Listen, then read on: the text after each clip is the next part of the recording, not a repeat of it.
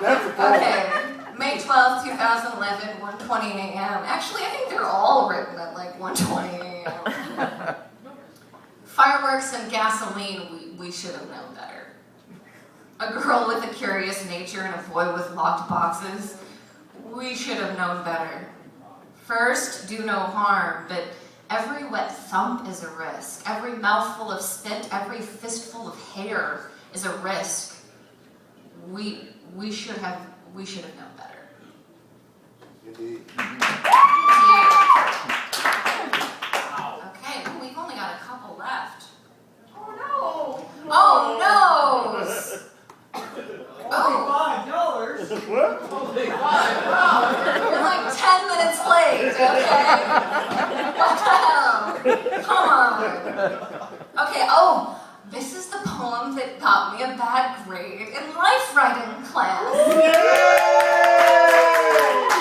First day of class, she's like, okay, I don't want to read poems about sex and drugs, so we want to keep it G-rated. It's a life writing class. This is a memoir writing class, and she's talking to a bunch of early 20-somethings who probably get drunk every night and can't remember the name of the last person they slept with. You know what I mean? Yeah. G-rated too. She's not even like PG-13. She's like G-rated.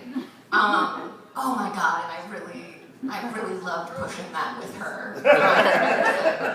And I read this at the final poetry reading, and we were supposed to get our poems reviewed before we read them at the reading, and I didn't. I like blatantly was like, fuck you, I'm just gonna read this without having reviewed it first. And everybody loves it except her. But it's good, and I'll read it. We never saw each other dance. I turned away when you tried to embarrass me with pelvic thrusts in the juice aisle of the pharmacy. We went to that one club covered in latex, glow sticks reflecting in our eyes, somewhere in that limbo that always seemed to find us. We were too awkward to dance. My hips were fluid. They had swung high over the thighs of brick shithouse men and delicate purple-haired nymphos while industrial pop rock blared and teenage hormones surged. And yet, my hips wouldn't budge.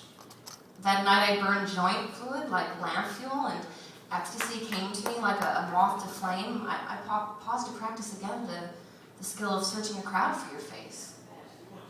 And when I went to that one party, to see the mad scientist wear my coat, I watched a friend stand up to dance with strangers, and her lover joined her and swung his hips, and all families and drunks and fools and businessmen in costumes, and Prince sung funny, naughty things, and we all jumped and shuffled our feet, and you were not there. You did not see us dance.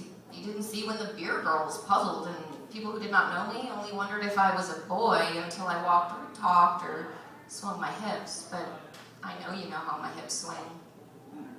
I know there were private waltzes, there were wrestling matches in office chairs and car seats and couch cushions, 100 times when I shifted my weight from one foot to the other and you noticed. Then there were times when you, tall and solid like a guard tower, shifted your weight from the left to the right, and I didn't notice. I drank nectar from flowers and made friends with nymphs and magicians and fire goddesses and storytellers, and the clock gave up all its numbers and started over again, and at some point in the night you slipped out the fucking door.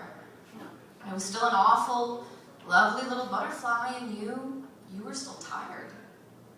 I swung my hips over your snoring body, and there was something meaningful to say about suns and moons, and in the end, we never saw each other dance.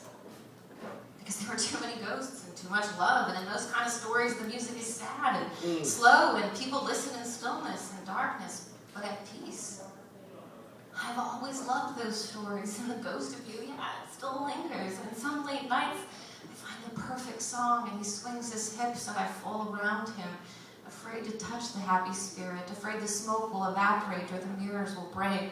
And with my eyes closed and his eyes unseeing, we move and feel the heat of each other dancing.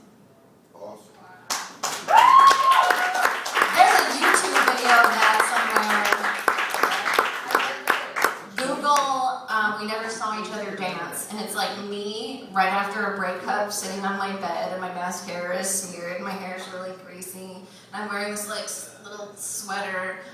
Whenever I get dumped, I call my bed my breakup command center, and I like do everything in my bed, like my laptop, my like ashtray, you know, like 3 cases of empty beer, you know, and it's a really funny video, despite how depressing it is of a poem. 6/29/2011, 2:28 p.m. An earthen clay vessel full of sweat and protein strands. Damaged hallways still passed through by tiny soldiers and unprofitable dreams. Maybe my baby maker has bested us both. I think that's about a pregnancy scare. I'm not too sure. I don't remember writing this, but doesn't that sound like that's like a pregnancy scare poem? Like maybe my baby maker has bested us both? Like I don't remember what I was thinking when I wrote that. That's what that sounds like to me. Okay. Ooh, this one's fairly recent. July 20th, 2011, around 2 p.m. She catalogs and forgives your sins, one by one. Some unburdenings are quick and joyful, but others fill the day with an endless tedium of small surface scratchings, quick jabs, and though her weapons are needle and thread, the sleeping bear smells spring and soft, sweet brown earth, and he comes along to greet her. And she is startled, big-eyed in the bright lights, suns and moons and headlights. With legs to run, it's a wonder that she didn't. Okay, before I read the last poem, because I picked it to be last, I'm going to read, I always like to write a poem at the poetry reading where I'm featuring and then read it. And then you guys can figure out where the inspiration came from. And let's just say I wrote this almost right before coming up. So try to remember who came up right before me and see if you get the references. I swallowed a shoebox full of butterflies. I talked about shit-sniffing poets and theologians. I used the word Belgique and told an old joke and drank a beer in the belly of hot revolutionary summer. I married a kite in a tree with Shakespeare in my spit and stars between my ears. Just an Indian reference in there. At the beginning, the thing about the butterflies. That was about his poem. Don't stop whispering.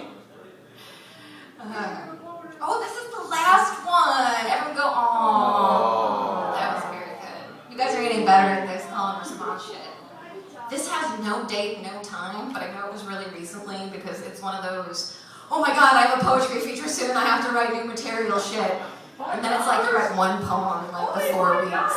Only $5? What? You guys, that was like forever ago. Last poem. They expect, stop laughing or I can't do this. Here.